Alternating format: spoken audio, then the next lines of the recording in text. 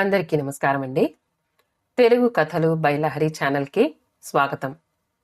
సుందరయ్య కుక్కుటేశ్వరరావు కాలమిత్రులు గుళ్ళో దైవ దర్శనం చేసుకుని మాట్లాడుకుంటూ నడుస్తున్నారు.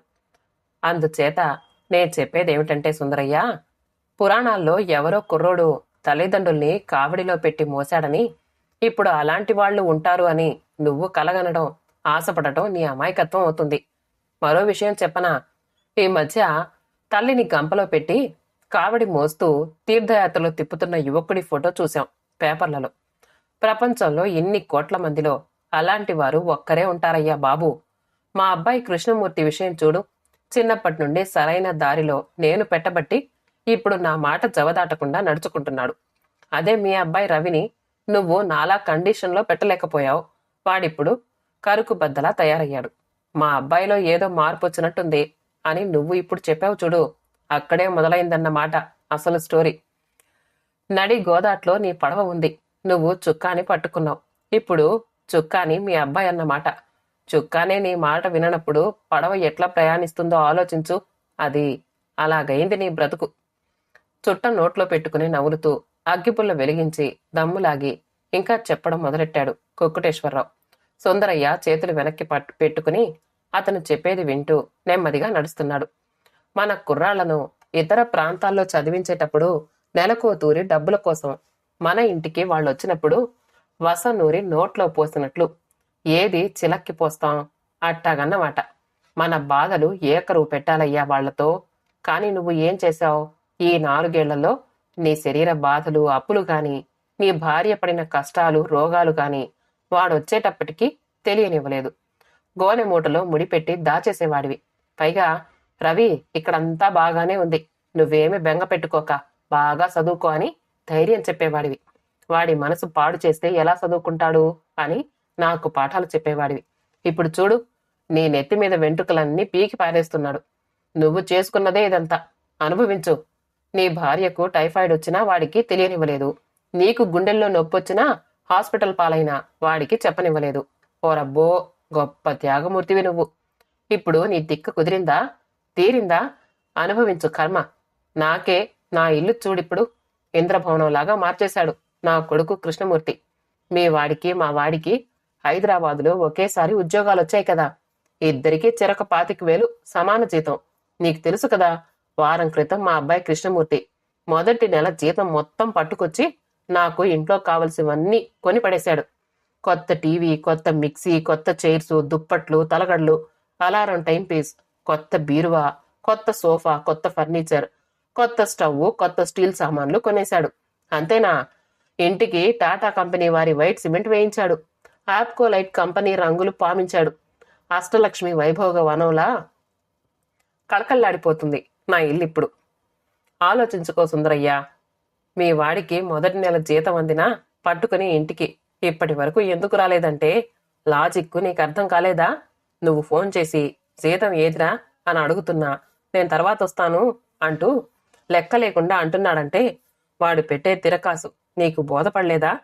వాడు ఇప్పుడే డబ్బు మదుపు చేయడంలో పడిపోయాడు అని అన్ని లెక్కలు కట్టి నీకు చెప్పాలా? నా ఇల్లు దగ్గర పడింది. నేను ఇలా వెళ్ళిపోతా. నేను ఏం చేయలేను. నీ కర్మ ఎలా ఉంటే అలా జరుగుద్ది అంటూ పక్కకి తప్పుకున్నాడు సుందరయ్య. చిరకాల మిత్రుడు కుక్కటేశ్వరరావు. సుందరయ్య తల గోక్కుంటూ తల ఇంటి దారి పట్టాడు. మరో 4 రోజులు గడిచాక సుందరయ్య కొడుకు రవి ఓ రోజు తెల్లవారుజామున రైలు దిగి తల్లిదండ్రుల ఇంటికొచ్చాడు. అతని తల్లి సావిత్రమ్మ కోపంగా మాట్లాడడం మొదలుపెట్టింది. రవి, మాట్లాడవేరా? అడిగేది నిన్నే. నీ సంపాదన కోసం మీ నాన్నగారు ఎన్ని కలలు కన్నారో నీకేం తెలుసు? ఆ కుక్కుటేశ్వరరావు గారి అబ్బాయి కృష్ణమూర్తితో పాటు నీకు ఆ రోజే 25,000 రూపాయల జీతం ఇచ్చేశారని తెలిసింది. ఆ అబ్బాయి మొన్న ఈ మధ్యనొచ్చి తల్లిదండ్రుల్ని ఆనందపరిచి వెళ్ళాడు. వాడికన్నా బుద్ధిమంతుడు అనేవారు నిన్ను అందరూ. కాని నీ ప్రవర్తన ఇలా తయారైందేమిట్రా? వచ్చిన దగ్గర నుండి టాక్సీ తీసుకొస్తాను, హైదరాబాద్ వెళదాం రండి, అక్కడ పనుంది అంటున్నావు. మరో విషయం మాట్లాడవు. అక్కడ ఏదైనా సమస్యలో ఇరుక్కున్నావా? వివరంగా చెప్పరా బాబు, మాకు అర్థం కావడం లేదు అంటూ కొడుకు దగ్గర కూర్చుంటూ అడిగింది తల్లి సావిత్రమ్మ. కొంచెం దూరంగా తుంగచాప మీద తండ్రి సుందరయ్య మౌనంగా కాళ్లు నిమురుకుంటూ కూర్చున్నాడు. మళ్లీ మొదలుపెట్టింది తల్లి సావిత్రమ్మ. ఆ వంటింట్లో వాడపల్లి పెంకుల సూరి చూడు ఎలా ఒరిగిపోయిందో, దానికి 5,000 ఖర్చవుతుంది అన్నాడు మేస్త్రి. ఎవరి మీద పడుతుందోనన్న భయం. నీ చదువు జరుగుతున్నప్పుడు ఏమనుకున్నామో గుర్తుందా?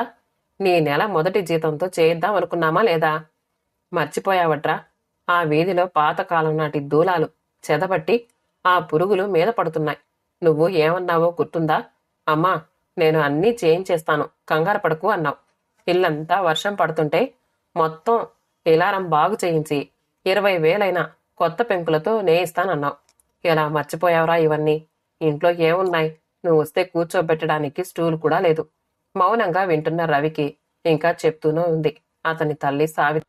అసలు ఒక్క విషయం దాచకుండా చెప్పరా రవి. మా దగ్గర రహస్యం వద్దు. అసలు మేమిద్దరం ఈ రోజే హైదరాబాద్ ఎందుకు రావాలిరా?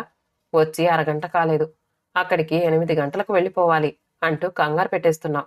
టిఫినీలు కూడా అక్కడికి వెళ్ళాక చేద్దామంటున్నావు. ఏదైనా పోలీస్ కేసు గొడవ? ఎవరైనా అమ్మాయిని ప్రేమించావా? నీ మొదటి నెల జీతం 25,000 రూపాయలు ఏమైందిరా అసలు? రాయిలా మాట్లాడవే. చెప్పు, చెప్పరా.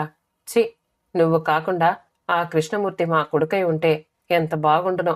దౌర్భాగ్యుడా, అప్పుడే డబ్బు సంపాదిపోయావా? అమ్మను శపించానంటే తగులుతుంది. ఆ ఏడుస్తోంది సావిత్రమ్మ. కొడుకు రవి అదేమీ పట్టించుకోలేదు. ఊర్లో ఉన్న టాక్సీని ఫోన్లో మాట్లాడుతూ తిరుగు ప్రయాణానికి ప్రయత్నం చేస్తున్నాడు టెన్షన్తో. కాసేపటికి రవి హైదరాబాద్ వెళ్లడానికి మాట్లాడిన టాక్సీ వచ్చి వీధిలో ఆగింది. తల్లిదండ్రుల్ని కంగారు పెట్టి టాక్సీ ఎక్కించాడు. స్పీడ్గా హైదరాబాద్ వెళ్లిపోతున్న టాక్సీ 8 గంటలకు కోటి సెంటర్లో ఆగింది. అంతవరకు తల్లిదండ్రులు ఏమడిగినా సమాధానం చెప్పకుండా మౌనంగా ఉండిపోయాడు రవి. కోటి సెంటర్లో రవి మాత్రమే కిందకి దిగాడు. అతని స్నేహితుడు సుబ్రహ్మణ్యం అక్కడ రెడీగా ఉన్నాడు. ఇదిగో సుబ్రహ్మణ్యం అంటూ ఏదో ఇంగ్లీష్లో చెప్పాడు రవి. ఇప్పుడు అతని బదులు సుబ్రహ్మణ్యం టాక్సీలో కూర్చున్నాడు. ఆ టాక్సీ ముందుకు దూసుకుపోయింది.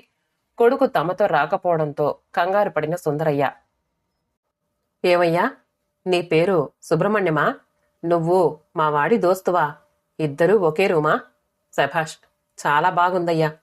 అసలు విషయం చెప్పకుండా మా అబ్బాయి రవి మమ్మల్ని ఇద్దరిని టాక్సీలో హైదరాబాద్ తీసుకురావడం ఏమిటి? వాడు ఈలో కారు దిగిపోయి ఇక్కడ నీకు మమ్మల్ని ఇద్దరిని అప్పచెప్పటం ఏమిటి? ఇద్దరు తోడు దొంగలా? ఏమిటి ఈ ఆట? మాయల్ ఫకీర్ సినిమాలోలా ఈ దోబూచులు ఏంటంట? ఇదిగో సుబ్రహ్మణ్యం, ఆ డ్రైవర్ను కొంచెం టాక్సీ స్పీడు తగ్గించమను. ఇంతకీ మనం ఎక్కడికి వెళుతున్నావట? ఆశ్చర్యంగా అడిగాడు సుందరయ్య. హాస్పిటల్కి వెళ్తున్నామండి చెప్పాడు సుబ్రహ్మణ్యం. హాస్పిటల్కా? ఎందుకు? భయంగా ప్రశ్నించింది సావిత్రమ్మ. సుబ్రహ్మణ్యం, నువ్వు మా అబ్బాయి, నేను మా ఆవిడ అందరూ క్షేమంగానే ఉన్నాం. మరి ఎవరికి సీరియస్? ఓహో, అర్థమైత్రి. మన వెధవ లవ్లో పడ్డాడు. ఆ అమ్మాయికి కడుపు చేశాడు. ఈ అబ్బాయి సుబ్రహ్మణ్యం మధ్యవర్తి అన్నమాట. ఇద్దరూ కలిసి ఆ పిల్లకు కడుపు తీయించేశారు. ఇదంతా హాస్పిటల్లో జరుగుతోంది. ఆ అమ్మాయి తరపు వాళ్ళు పెళ్లి చేసుకోకపోతే మన రవిని చంపేస్తామంటున్నారు. అర్థమైందా?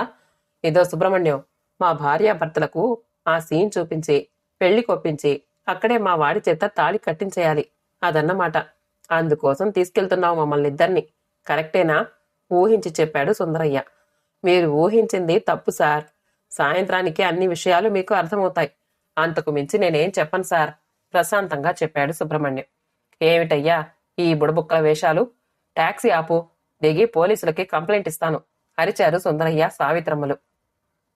సార్, మీరు ఎన్నన్నా నా ప్రాణ స్నేహితుడు రవి. అదే మీ అబ్బాయి చెప్పింది నేను చేస్తాను సార్. ఇదిగో సూపర్ స్పెషాలిటీ హాస్పిటల్ వచ్చేసింది, దిగండి. సుబ్రహ్మణ్యం చేయి పట్టుకుని వాళ్ళిద్దరినీ కిందకి దింపాడు. వాళ్ల కొడుకు రవి ఎక్కడా కనిపించలేదు. సుబ్రహ్మణ్యం అన్నీ చూసుకుంటున్నాడు. నెమ్మదిగా మధ్యాహ్నం 3 గంటలయ్యింది. చూడబ్బాయి సుబ్రహ్మణ్యం, ఇప్పటి వరకు మా ఇది అన్ని పరీక్షలు ఎందుకు చేయించావయ్యా? 12 మంది డాక్టర్లు, నర్సులు మా శరీరంలో ప్రతి భాగం కంప్యూటర్లతో ఏదేదో చేసి పడేశారు. ఇంకా రకరకాల పరీక్షలు. అంతా బాగానే ఉంది. చివర్లో నువ్వు అక్కడ బోల్డంత డబ్బు కట్టేశావు. 4 డాక్టర్లు మమ్మల్ని రకరకాల ప్రశ్నలు అడిగి ఏదేదో కాగితం మీద రాసి నీకిచ్చారు. ఎందుకు అసలు ఇదంతా? బోలెడంత విచిత్రంగా అడిగాడు సుందరయ్య. సావిత్రమ్మ బొమ్మలా నిలబడిపోయింది. అక్కడ పని పూర్తయ్యాక సుబ్రహ్మణ్యం ఆ ఇద్దరిని బయటికి తీసుకొచ్చి మళ్లీ టాక్సీ ఎక్కించాడు.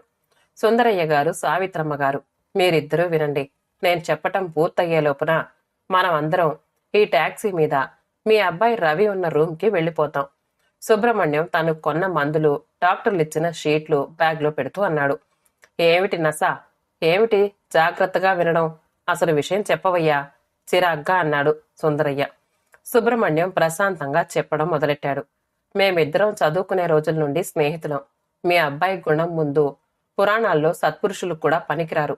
మీ భార్యాభర్తలిద్దరూ అతను చదువుకునే రోజుల నుండి మీ ఆరోగ్యాల గురించి ఆలోచించకుండా అవన్నీ దాచిపెట్టి తన కోసం తెగ ఖర్చు పెడుతున్నారని నా దగ్గర బాధపడుతూ తెగ ఏడ్చేవాడు మీ అబ్బాయి రవి. అమ్మా నాన్నల రుణం తీర్చుకోవడం కోసం ఎదురు చూస్తూ ఉండేవాడు. మీ రవి బంగారం. ఇంకా చెప్పాలంటే దేవుడు. కొడుకులందరూ దుర్మార్గులు అంటే ఎలా? పురుషులందు పుణ్యపురుషులు వేరయ్యా అన్నట్టు కొడుకులందు ఉత్తమ కొడుకులు కూడా ఉంటారు. అలాంటి వాడే మీ రవి. వాడు ఒక్కసారి నాతో ఏమన్నాడో తెలుసా? మన సంపాదన మొదలయ్యాక ఇంట్లోకి కావలసిన సామాగ్రి కొనటం కాదు, ఇల్లుని బాగు చేయడం కాదురా సుబ్రహ్మణ్యం. ముందు మన అమ్మా నాన్నకు పూర్తి హెల్త్ చెకప్ చేయించాలి అనేది నా అభిప్రాయం రా అని చెప్పేవాడు. నిజమే, చదువుకునే రోజుల్లో ఎవరు మాత్రం ఏం చేయగలం? కష్టాలు చూస్తూ దిగమింగుకోవటం తప్ప అదే జరిగుంటుంది మీ రవి విషయంలో. కానీ ఇప్పుడు సమయం వచ్చింది. మీ ఇద్దరి పూర్తి ఆరోగ్య భద్రత అతన్ని మొదటి ప్రధాన విధిగా భావించి ఏం చెయ్యాలో అన్నీ నాకు పురమాయించాడు. అందుకోసం నా దగ్గర మరో 5,000 కూడా అప్పు తీసుకున్నాడు. ఇదంతా అతను మీకు చెప్పి అతనే చేయించొచ్చు. కానీ మీరు ఇంత పెద్ద మొత్తంలో హాస్పిటల్ ఖర్చుకి ఒప్పుకోరని, ఇది అనవసరం అంటారని, ఏదన్నా వస్తే అప్పుడు చూద్దాంలే అంటారని, వేళాకుళం చేస్తారని, కోపపడతారని ఈ పనంతా నాకప్పచెప్పాడు. ఇందాకనే ఇక్కడ జరిగిందంతా మీ అబ్బాయికి ఫోన్ చేసి కూడా చెప్పేశాను. అదిగో మాటల్లోనే మేమిద్దరం ఉండే రూమ్కి వచ్చేశాం. సుబ్రహ్మణ్యం కారు నుంచి సుందరయ్య, సావిత్రమ్మలను కిందికి దించి రూంలోకి తీసుకువెళ్లాడు. ఎదురుగా ఆనంద వదనంతో కొడుకు రవి.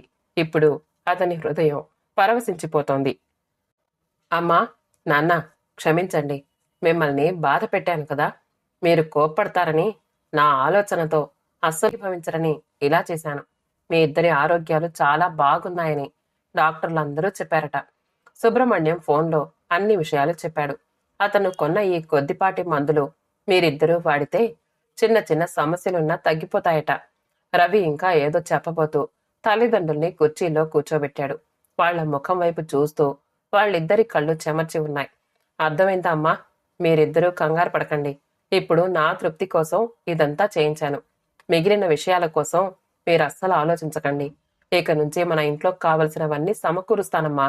ఇల్లు కూడా బాగు చేయిస్తానుగా. నిజం, నన్ను నమ్మండి. మీకిచ్చిన మాటలన్నీ నెమ్మది నెమ్మదిగా నిలబెడతాను. మీరు ఏమీ ఆలోచించకండి. మన ఇంటి వ్యవహారాలన్నీ నేను చూసుకుంటానుగా ప్రేమగా అన్నాడు రవి. సుందరయ్య, సావిత్రమ్మలు గుండె లోతుల్లో నుంచి ఉబికొస్తున్న బాధను ఆపుకోలేకపోతున్నారు. ఓహో, అప్పుడప్పుడో బిర్లా మందిరం చూడాలని అన్నారు కదూ. ఈ రోజే తీసుకెళ్తానమ్మా.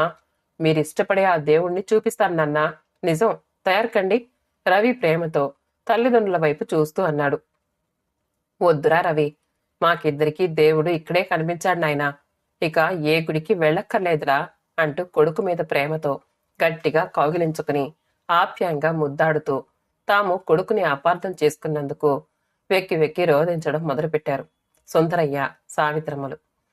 చెడ్డ కొడుకులు ఎక్కువగా ఉండడం వల్ల కొంతమంది మంచి కొడుకుల మంచితనం మరుగున పడిపోయింది. రవి లాంటి మంచి కొడుకులు అందరికీ ఈ కథ అంకితం. శుభం. కథ సమాప్తమండి. కథ నచ్చితే చేయండి, షేర్ చేయండి, కామెంట్ చేయండి. మా ఛానల్ని సబ్స్క్రైబ్ చేసుకోండి. ఆల్ అనే బెల్ బటన్ని నొక్కండి. మళ్ళీ కలుద్దాం ఇంకో మంచి కథతో.